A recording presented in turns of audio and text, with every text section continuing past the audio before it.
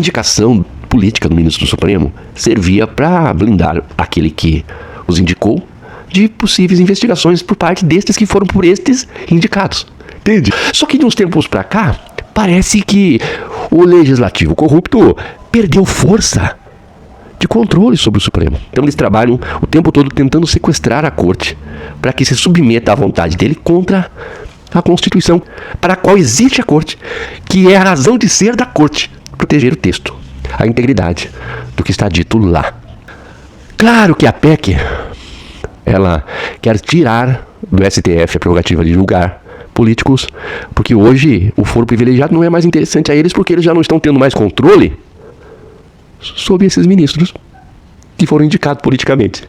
Ou seja, a estratégia de indicação que visava, primeiro, proteger quem indicou, não funciona mais. Tendo em vista que não funciona mais, eles preferem ir para julgamento em primeira instância para ter recurso, fazer com que o crime que eles venham eventualmente cometer prescreva, para que haja impunidade. Então, aquilo que era uma forma de impunidade não é mais. E eles estão buscando uma estratégia de continuar impunes, ainda que tenham que responder na justiça comum. Porque eles entendem que um STF, sobre o qual não se tem poder, é pior para os criminosos de que responder em primeira instância. Estão morrendo de medo da corrupção do governo Bolsonaro. E a corrupção do governo Bolsonaro está todinha, fechadinha, dentro da caixa preta, que está prestes a ser aberta. A caixa preta das emendas secretas. É das emendas secretas que eles estão morrendo de medo. Gente, eles não têm mais controle sobre o STF. Uma das formas de controlar o STF é por coação. E uma das medidas mais simples seria, por exemplo, inventar qualquer coisa aí contra o Alexandre de Moraes, que é o cara que está em evidência. Poderia ser qualquer outro. Mas como o Alexandre de Moraes está em evidência, eles querem caçar o Alexandre de Moraes. Porque caçando o Alexandre de Moraes, eles conseguem, através dessa demonstração de força, constranger os outros ministros a se dobrar aos interesses deles.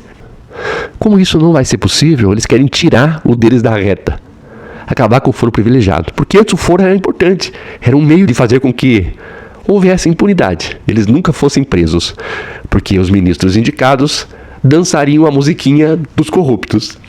É um sinal muito positivo quando você vê os corruptos tentando escapar do STF.